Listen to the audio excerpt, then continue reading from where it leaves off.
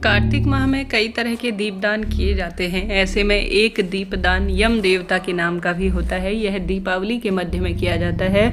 इस दीपदान की पूर्ण विशेषता, पूर्ण रूप से महिमा स्कंद पुराण में कही गई है। कहा जाता है साल भर में कभी भी यम देवता के निमित्त दीपदान नहीं होता है, परंतु दीपावली में जो यम देवता है, मृत्यु के देवता है, उनके नाम का दीपदान जरूर से किया जाता है। वीडियो में जानेंगे इसका संपूर्ण विधान क्या है, कैसे यम देवता के निमित्त आप दीपदान करें, कैसे इसका सही विधान होना चाहिए। पूरी जानकारी आपको इस वीडियो में प्राप्त होगी। कैसे तेल का प्रयोग करें, कैसी बत्ती लगाएं, फ्लैट में रहते हैं तो क्या करें, कब इसका विधान है, कितने दिन लगाना है, ध्यान से सुनिएगा, अंत तक बने रहिएगा। जैसे कि आप सभी जानते होंगे, यम देवता की पूजा साल भर में कभी नहीं की जाती, परंतु मृत्यु और जन्म का चक्र पूर्ण रूप से सही से चलता रहे, इसके लिए सभी की पूजा हमारे शास्त्रों में कही गई है।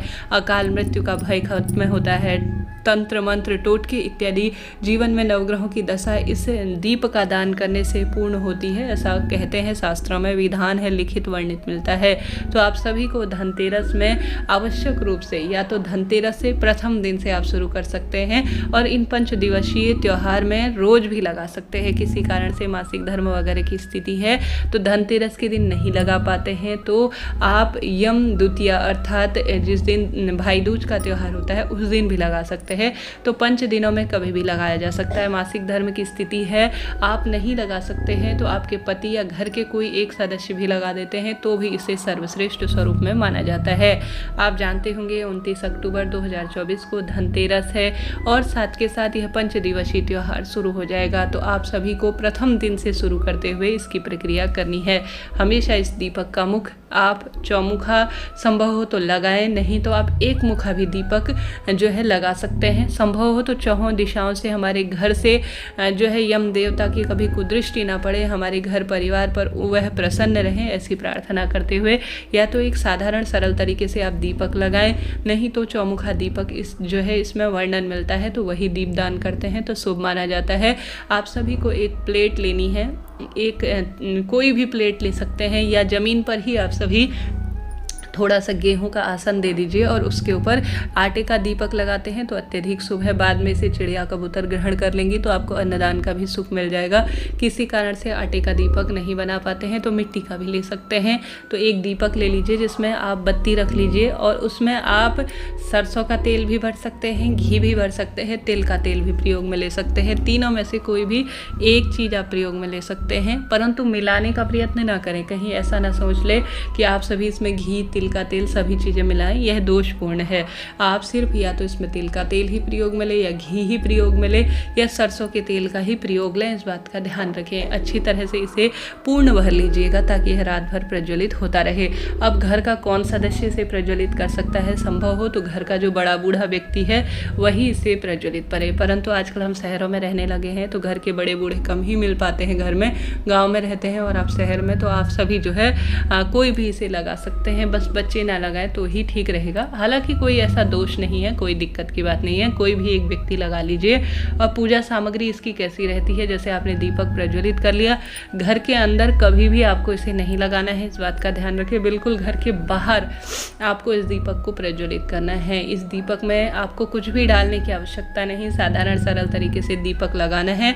दक्षिण दिशा की ओर आपका मुख होना चाहिए। चाहे तो शाम के समय जब आप त्रयोदशी तिथि पर, धनतेरस के दिन या किसी भी एक दिन आप जो है कभी भी किसी भी दिन जो है शाम के समय प्रदोष काल में इस दीपक का दान कर सकते हैं। नहीं तो कई लोग क्या करते हैं, जब सारा पूजा पाठ का कार्य समाप्त हो जाता है, हमारे सारे कार्य जो है पूर्ण हो जाते हैं, रात्रि में 9, साढ़े 9, 10 बजे तक भी इस चौमुखा दीपक का दान कई भक्तजन कर देते हैं। तो आप यह प्रक्रिया भी कर सकते हैं। आप सभी जो है यह चौमुखा दीपक रात्रि को कभी भी लगा सकते हैं।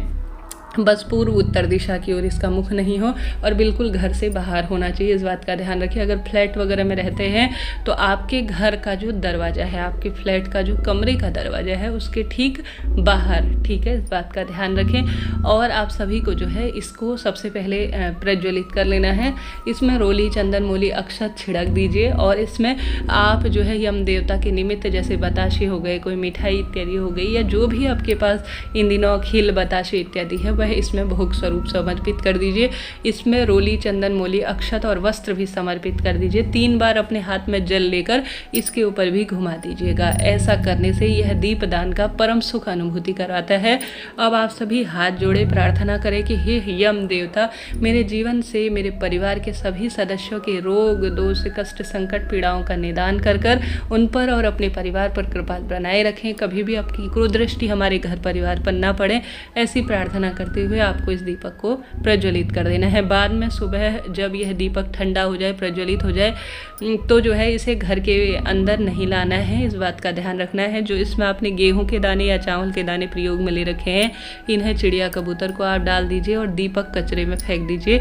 आटे मिट्टी का बना रखे हैं तो इसे चिड़िया कबूतर को खाने को दे सकते हैं। कई भक्तजन जो है अपने बच्चों के नाम से इसमें 1-1 रुपया भी रख देते हैं। जैसे अपने बच्चे, आपके जैसे बच्चे हैं, वह इसको स्पर्श कर प्रणाम कर 1 रुपया अपनी तरफ से या 10 रुपये जितने भी हैं इस स्थान पर रख दे। कई घर के जो अन्य सदस्य हैं जितने भी हैं, वह अपने अपने जो है दान के रूप में कोई ना कोई 1-1, 2-2 रुपया जितनी संभव हो इसमें आप रखते जाएं। सुबह इन रुपयों को भी, अर्थात जो सिक्के हैं आपने रख रखे हैं यहाँ पर धनतेरस के दिन परिवार के सदस्यों के नाम के, बाद में किसी गौशाला में चारा डालने के लिए या किसी मंदिर के प्रांगण में इसे दान देकर आ जाइए। ज़रूरतमंद व्यक्तियों को भी दान में देकर आ सकते हैं।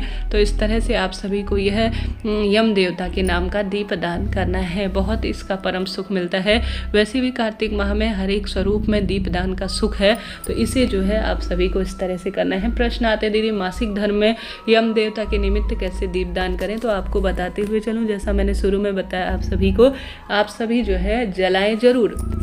किसी कारण से 6 दिनों में आपको मासिक धर्म की स्थिति है, पति बच्चे कहना नहीं मानते, तो आप कार्तिक पूर्णिमा जब देव दिवाली होती है तब भी, उस दिन भी आप सभी जो है यम देवता के निमित्त दीपदान कर सकते हैं। या इन 5 दिनों में आप रोज, अगर आप मासिक धर्म से हैं, दूसरे, तीसरे, चौथे दिन, 5वें दिन, अंतिम दिन आप फ्री हो जाते हैं तो 5वें दिन भी आप दीपदान कर सकते हैं। नहीं तो किसी अन्य व्यक्ति की मदद लेकर आप यम देवता के निमित्त दीपदान इस दीपावली में कर सकते हैं। तो इस तरह से मासिक धर्म में आप सभी को यह कार्य करना है। ठीक है, यह बात हो गई। तो आपको यह याद रखना है, और जिसे यह बात पता नहीं है कि ऐसा भी कोई दीपदान होता है जो कि परम रूप से परम तत्व की अनुभूति करता है और साथ के साथ हमारे जीवन के सभी रोग दोष काटता है, उसे यह वीडियो शेयर कर दीजिए। यकीन मानिए साल भर सुख पाएंगे। साल भर कभी भी यम देवता के निमित्त दीपदान नहीं किया जाता है। आप सभी कोई भी सरल सा मंत्र बोलें, श्री शिवाय नमस्तुभ्यम या हर हर महादेव का उच्चारण कर सकते हैं, क्योंकि महादेव कालों के भी काल हैं। आपको यम देवता का कोई